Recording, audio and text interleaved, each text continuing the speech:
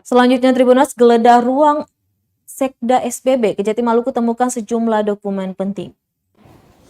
Tim Tindak Pidana Khusus Kejaksaan Tinggi Maluku menggeledah ruang Sekretaris Daerah Kabupaten Seram Bagian Barat, Mansur Tuharia.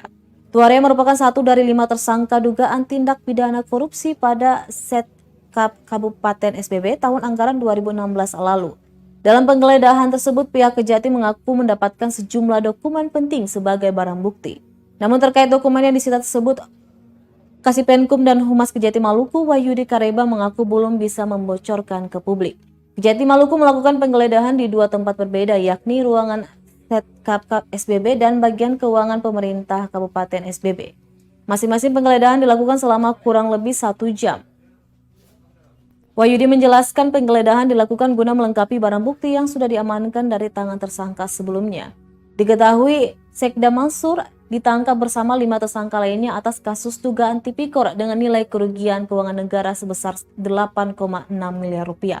Saat ini Tuharia telah dijebloskan ke Rutan Kelas 2 Ambon dan akan menjalani penyidikan dan penahanan selama 20 hari ke depan.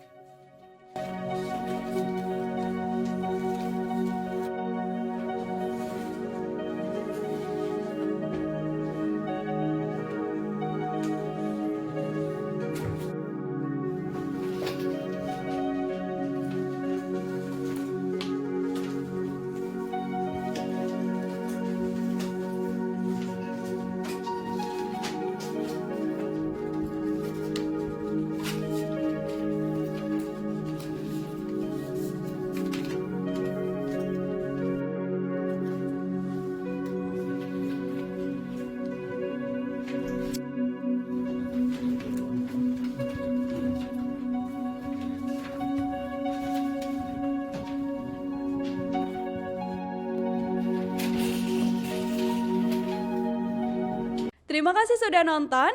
Jangan lupa like, subscribe, dan share ya.